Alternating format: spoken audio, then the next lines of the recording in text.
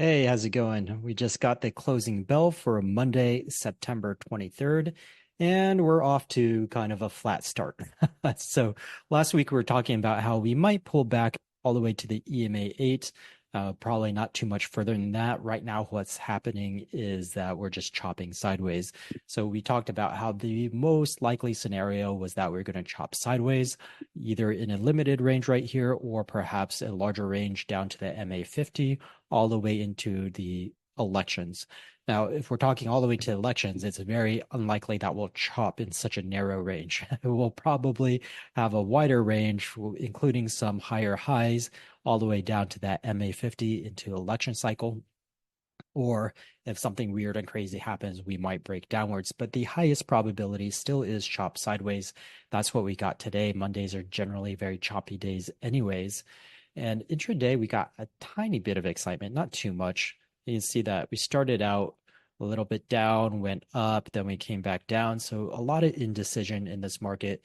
Towards the end of the day, we did have a upward bias, but again, we really just didn't make it that far. We didn't really make it anywhere. Most of the move was overnight, and we're up only 0.24%. So again, in a heightened volatility environment, 0.24% is nothing. That's just random.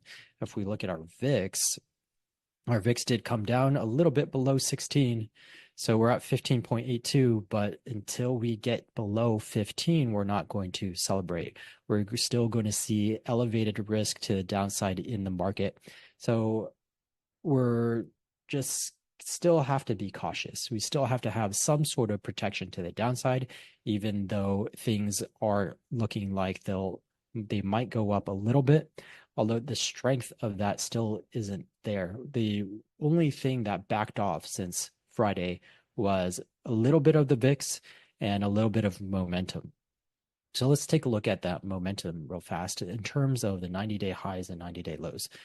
If I go over here to my 90-day highs, we went back up to 268. So 2 days ago, or I guess Thursday, 464, that was an extreme level. We said from there, we should have at the very least a mild mean reversion, and we got it. So we went down to 208, and now we're at 268. So about the same. I would call that about, yes, we went up 50, or 60, but I call that roughly the same amount. Today we're at 14, and we still have this imbalance between the highs and lows. It's usually for normal market operations, we would want to see relatively similar numbers. So this may still come down. It doesn't necessarily mean we're going to bounce up. And again, we're just choppy. So we can't draw too many conclusions yet. There is still a possibility that we come down and touch that EMA 8 at the very least before continuing to chop sideways in a somewhat larger range. QQQ, very flat. You can see much flatter than the SPY. SMH, so sideways. Again, we need it to go up above these EMA 100 levels and this quarterly VWAP before we get too excited about that. And really, I would say above, at the very least, above 253. And then I actually wouldn't be very comfortable unless we made it above 265. But for now, it is just not ready. We did break that trend line. We saw that on Friday or Thursday, but it just hasn't gone anywhere. So no movement, no follow through, no conviction. After excellent news from the rate cuts, supposedly the economy is doing excellent and wonderful. We'll see. Well, we'll have a GDP revision. That's not going to be huge, major market moving news. But let's see what else we got.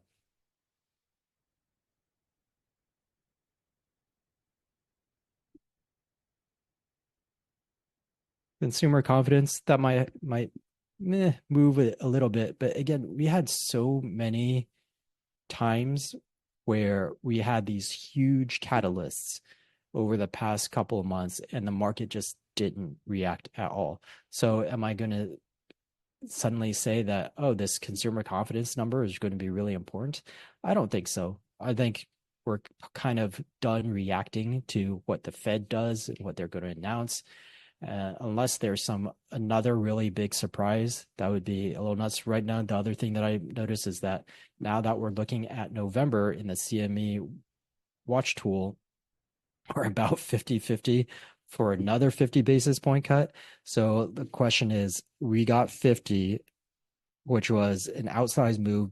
Basically, we don't see it unless something is wrong in the underlying foundations of the markets and the economies.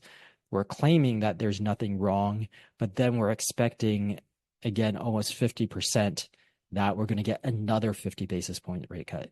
That is not normalization. That's not returning to normal. That is either, oh my gosh, something is coming, or oh my gosh, we messed up and we kept rates too high for too long and now we need to play catch up. Just like on inflation, they said it was transitory for so long, and so they had to raise rates at a phenomenal rate in order to play catch up. Actually, the fastest the rates have ever been increased ever in history happened after that, inflation is transitory period. So unless we're doing the same thing, we're saying, oh my God, we messed it up again and we need to play catch up and cut 50 and then cut 50 and then maybe cut another 50, then what we're really saying is there's something fundamentally wrong that we just don't want to admit to everyone yet. So I'm not done digging. I didn't get too far over the weekend in terms of digging, but again, I'm going to keep my eye out for any signs of trouble in the financial sectors and in the banks. So we just want to be cautious. There's too many weird things going on in the market for us to be like, oh, let's pile in, let's go into the speculative stocks, let's go into luxury goods, let's go into consumer discretionary. Because as you see, if that was your viewpoint, it's like, oh my gosh, interest rates, we got the cut. Everyone's like, oh, we're going to be a bull market into the end of the year. Everything's going to be amazing. Well, so far, we've had 3 days to react and we haven't really done anything. We just kind of chopped sideways. So that is another reason why I'm not too comfortable with what's going on in the markets right now. They just are not responding to the stimuli. They're not responding to catalysts. They're just does not yet want to go up. So we need to be very, very careful. We can be optimistic. We can make judicious trades to the upside, but we want to make sure we're protected to the downside as well. So I'm personally going to stay neutral in my portfolios. Maybe I might lean slightly, ever so slightly bullish, but no matter what, whether I'm slightly bullish or neutral, I am going to have protections in place to the downside. So at this point, we call them black swan events, but right now, for me, it wouldn't be a black swan event because I just see too many signs of something might happen that takes us down unexpectedly, or at least the market isn't really expecting it. So we just want those protections in place. Let's see if there's anything. Let's take a look at what our sectors did.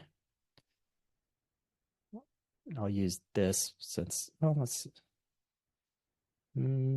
change. Okay, durables. So staples got attention again today. Defensive sector, that's not great news. Retail, energy, utilities, industrials. So utilities definitely not a risk. Industrial is not really risk. I mean, you don't think of Dow Jones Industrials and say, oh my God, those are risk. No, those are the blue chip stocks. So retail is risk, but the so far the other four are not. And these I would just consider random because our VIX is still elevated. So everything's kind of randomly moving.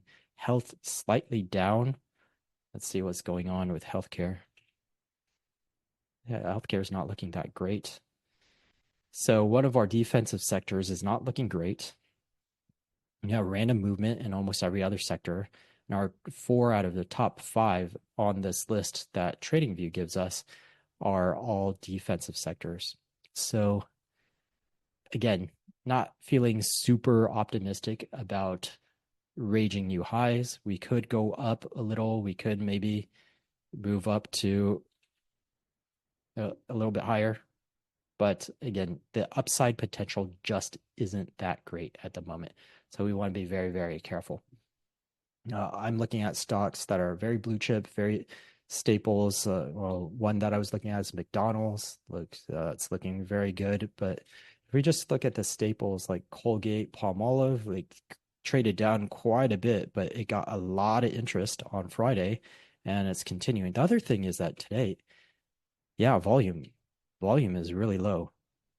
We've got 35, 34 million. Dark pool, you might get another 5 to 10, so 45 million on an average of 54. So we're under. We're under. So there's still not a lot of risk taking going on in this market. And yes, we've been under the moving average for the vast majority of the summer and now starting into the fall. So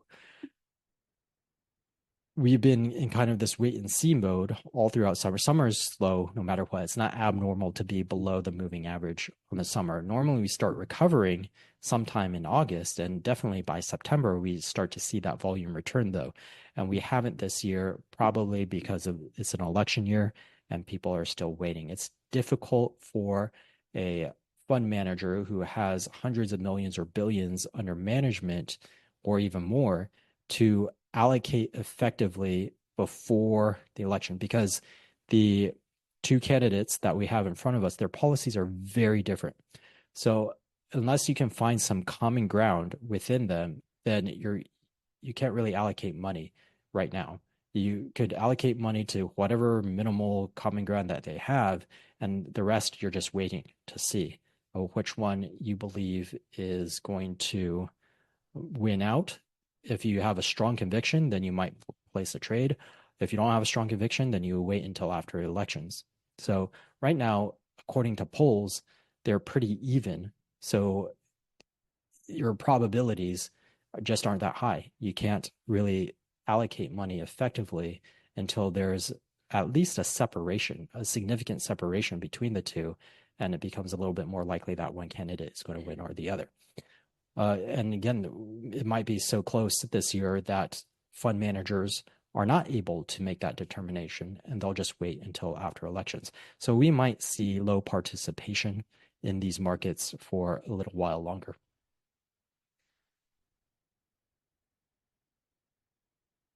Let's see what else there is to look at before we wrap this up. So yeah, I would stay defensive if I'm going to the long side.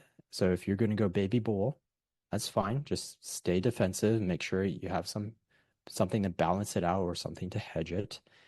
And that would mean, well, let's take a quick look at what the strongest stocks are and the weakest. That might give us a little bit of a clue as well. So let's go to right here.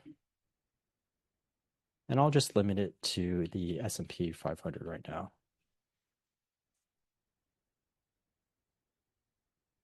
Okay.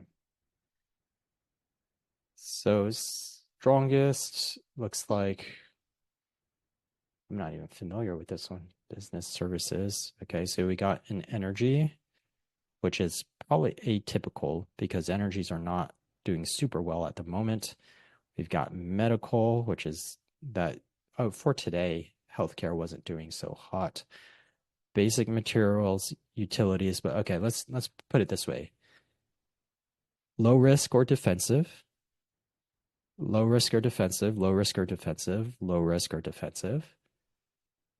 Tech, this is actually FICO. So actually, I wouldn't really categorize that as financial or as tech. So I'm going to skip that. Triple M, so that's defensive. Oil, I'm not going to count anything energy related because that trades more like a commodity. Then this is defensive, defensive. GoDaddy would be more speculative. NVIDIA, speculative, defensive, energy. Finance is middle of the road, middle of the road. And that was tech. We got a mixed bag, basically. We got a mixed bag of defensive and speculative. And I think that's basically the theme right now is everything's a mixed bag. No sectors are really in alignment. The market isn't moving up, but it's not moving down either. So it's not too surprising that we have a mixed bag at the top, but let's see if we have a mixed bag at the bottom as well. So we've got medical, we've got retail, we've got tech, retail, tech, discretionary or retail, tech, retail, staples, medical, retail, tech. So we have a mixed bag at the bottom also, transportation, that's low risk. So we have a mixed bag at the bottom also, but it seems slightly more heavily favoring the higher risk stocks.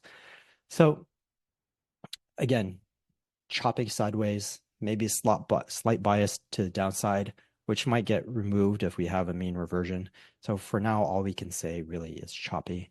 And so we have to be very careful and very judicious about if we're doing single options trades, then we need to be judicious. We only want to go into the strongest stocks to the upside and the weakest stocks to the downside.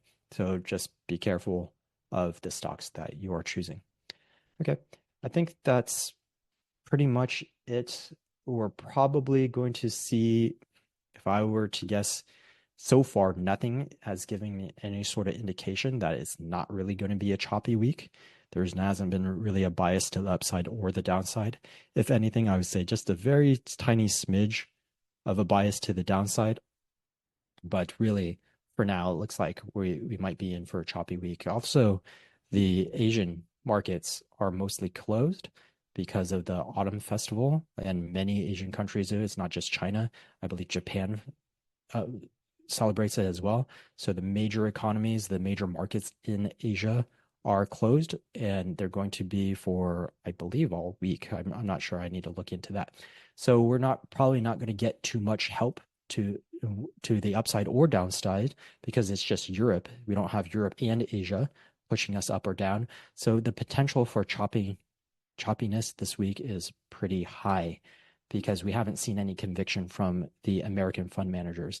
We went randomly down after the announcement. Asia and Europe took us up over here, but then the Americans did nothing. The Americans did nothing. The Americans did nothing. So we can't really count on Americans pushing this market around, and we don't have Asia backing us anymore. So I would just expect mostly a choppy week. Okay, so that's it for today. We'll see what tomorrow brings, if I'm right, if we just get more choppiness, or we are entering into Tuesday, and generally, if we are technically in a bull market. We have a rainbow right here. We have separation. We have increasing separation. So if I was only going by technicals, I would say this is looking great. This is looking like the next phase up of continuing this uptrend right here. But there's too many non-technical factors that are telling me otherwise. And so we're probably just going to chop sideways. So we'll see, if technicals win out, if tomorrow being Tuesday, and if we are in an uptrend, we would expect Tuesday, Wednesday, Thursday, Friday overall to be kind of bullish. So we'll see if that plays out this week. I'll see you guys tomorrow, and have a wonderful rest of your day.